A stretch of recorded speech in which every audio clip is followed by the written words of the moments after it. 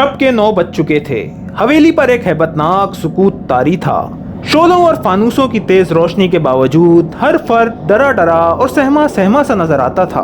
यकएक बैरूनी दरवाजा खुलने की आवाज आई। दोनों भारी दरवाजे गड़गड़ाहट के साथ अलग अलग हो गए। फिर सहन में कदमों की आहट बुलंद हुई और अगले ही लम्हे नशिस्तगाह में जलालाबाद का सूबेदार अपनी सारी आन बान लिए मौजूद था।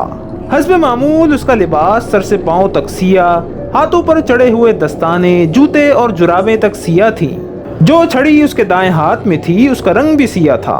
तबरेजी लपक कर उसके इस्तकबाल को आगे बढ़ा और शाहाना मसनद पर जाकर बिठा दिया। सूबेदार ने जूते उतारने की भी जहमत गवारा न की। हक़ारत की नजर से दाएं बाएं देखता हुआ मसनद पर जा बैठा और करख्त आवाज में बोला, तबरेजी मेरे पास ज्यादा वक्त नहीं है, फौरन निकाह की रस्म शुरू होनी चाहिए। बहुत बेहतर जनाब, सब लोग हाजिर हैं। उसने नादिर जमा को इशारा किया। वो दूसरे कमरे से निकाह ख्वां और उसके 2 शागिर्दों को बुला लाया। उन्होंने आते ही मुअज़्ज़िज़ मेहमान को फर्शी सलाम किया।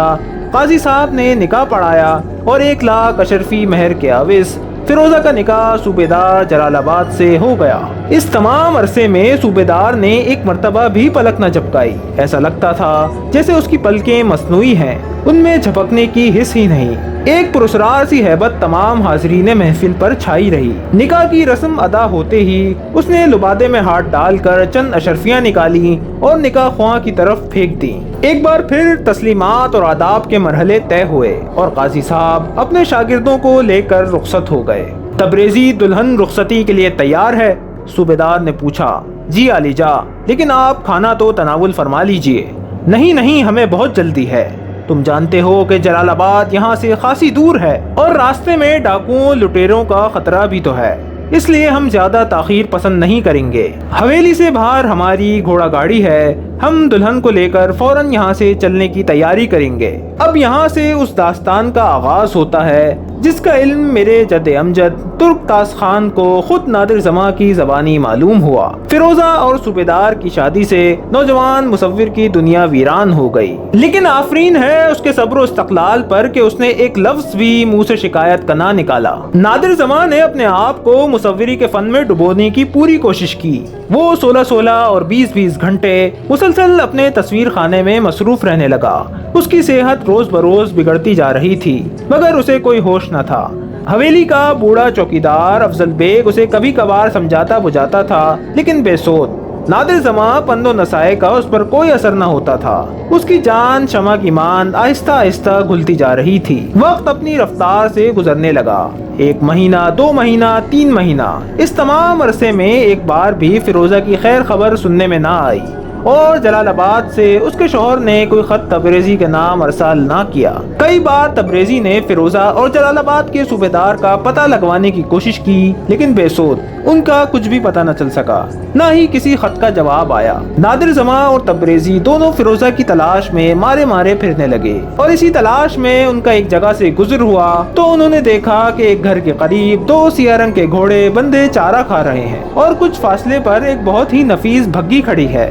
तबरेजी फौरन पहचान गया कि ये वही घोड़े और गाड़ी है जो जलालाबाद का पुरस्कार सूबेदार शब के 9 बजे अपने साथ लाया था और इसी में फिरोजा को सवार करके ले गया था। दोनों ने अपनी तलवारें नियाम से खींच ली और उनका ख्याल था कि शायद यहाँ सूबेदार के आदमी होंगे और कोई फितना फसाद बर्पा करेंगे। मगर चंद लम्हों के बाद 70-80 साल का एक बूढ़ा आदमी मकान के अंदरूनी खंडर से बाहर आया और उन्हें देखकर कहने लगा, आप लोग कौन हैं और क्या चाहते हैं? मुझे सूबेदार जलालाबाद से मिलना है। बड़े मियाँ, क्या आप उनका पता बता सकते हैं? सूबेदार जलालाबाद? बूढ़े ने हैरत से कहा, मैं नहीं जानता कि वो कौन है और कहाँ रहता है। तुम झूठ बोल रहे हो, तबरेजी चिल्लाया। ये घोड़े और गाड़ी क्या उसकी नहीं है? जनाब, आप इत्मीनान से मेरी बात सुने तो मैं अर्ज करूं।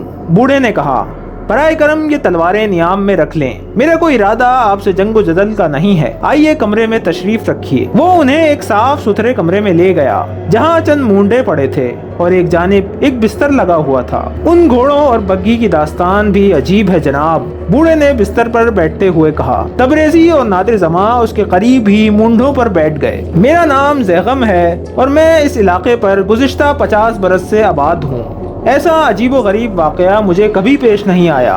یہ 1 سال پہلے کی بات ہے۔ سورج غروب ہونے والا تھا۔ میرے بیٹے اور پوتے اس روز کسی تقریب کے سلسلے میں جلال آباد گئے ہوئے تھے اور میں یہاں تنہا تھا۔ اس علاقے میں سورج غروب ہونے کا منظر بہت ہی حسین ہوتا ہے اور میں اسے بڑے شوق سے دیکھنے کا عادی رہا ہوں۔ چنانچہ ٹہلتا ٹہلتا میں اپنے مکان سے ذرا دور اس سڑک پر نکل آیا جو سیدھی جلال آباد کو جاتی ہے۔ ابھی میں سورج کے ڈوبنے کے حسین منظر میں ہی گم تھا کہ میں نے کچھ فاصلے پر گھوڑوں کے دوڑانے کی آواز سنی۔ ہر آن بڑھتے ہوئے اندھیرے میں مجھے ایک شاندار گھوڑا گاڑی آتی ہوئی دکھائی دی جو اسی سڑک پر آ رہی تھی۔ اس میں سیاہ رنگ کے 2 قداور اور بے حد قیمتی گھوڑے جتے ہوئے تھے۔ گاڑی کا رنگ بھی سیاہ تھا۔ دیکھتے ہی دیکھتے گاڑی میرے قریب آ کر رک گئی۔ گھوڑے پسینے میں نہا رہے تھے اور پتہ چلتا تھا کہ بہت دور سے آ رہے ہیں۔ کوچبان کی نشست گاہ پر سیاہ لبادہ پہنے، ہاتھوں میں لمبا سا چابک تھامے ایک ادھیڑ اور بھاری جسم کا مضبوط آدمی تھا۔ وہ چھلانگ لگا کر نیچے اترا۔ پہلے اس نے گھوڑوں کی پشت پر ہاتھ پھیرا۔ میں نے دیکھا کہ گھوڑے نامعلوم دہشت سے کانپ رہے ہیں۔ پھر اس کوچبان نے گاڑی کا دروازہ کھول کر ہاتھ اندر بڑھایا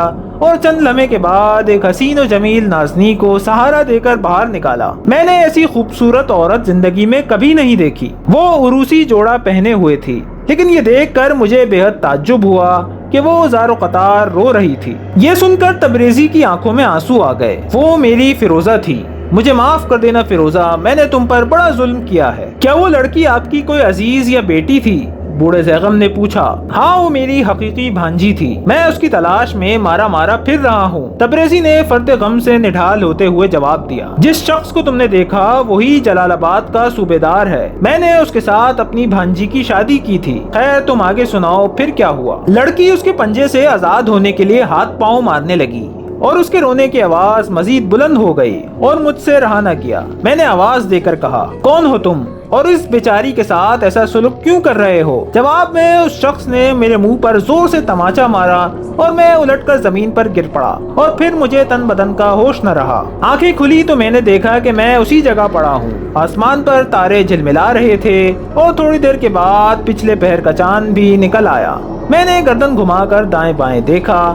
آپ لوگ میری حیرت کا اندازہ نہیں کر سکتے جب میں نے سیاہ گاڑی اور دونوں گھوڑوں کو اسی مقام پر کھڑے ہوئے پایا۔ خدا جانے وہ پرسرار کوچبان اس معصوم صرف لڑکی کو لے کر کہاں غائب ہو گیا تھا۔ اس کے تماچے کی ضرب سے میری گردن اور جبڑا بری طرح دکھ رہا تھا۔ قصہ مختصر، میں اٹھ کر گاڑی کے قریب گیا اور کھلے دروازے سے اندر جھانکا۔ اس میں کوئی نہ تھا۔ پھر میں نے گھوڑوں کی باگ پکڑی اور انہیں گاڑی سمیت اپنے مکان پر لے آیا۔ یہ ہے وہ داستان۔ آپ نے گھوڑے صحن میں بندھے دیکھے تھے، گاڑی بھی وہیں موجود ہے۔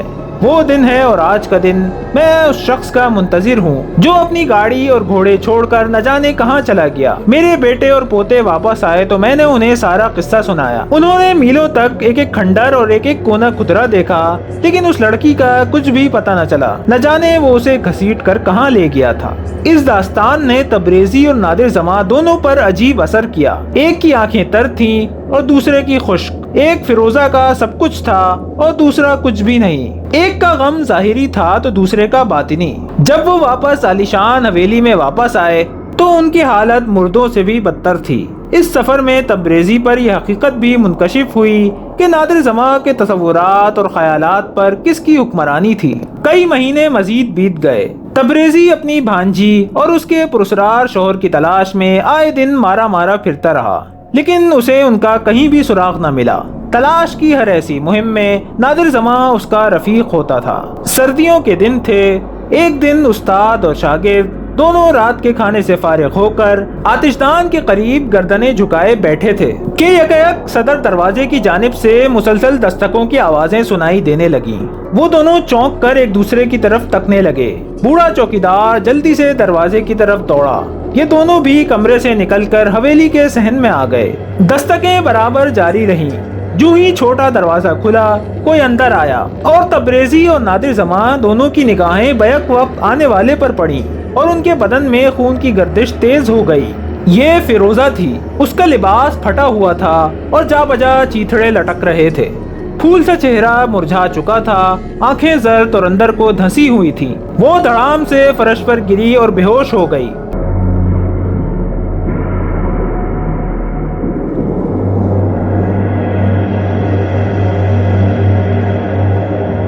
ویڈیو کو لائک کریں، سبسکرائب کریں اور بیل آئیکن پہ کلک کریں، اور ہمیں کمنٹ سیکشن میں بتائیے کہ آپ کو ہماری ویڈیوز کیسی لگ رہی ہیں۔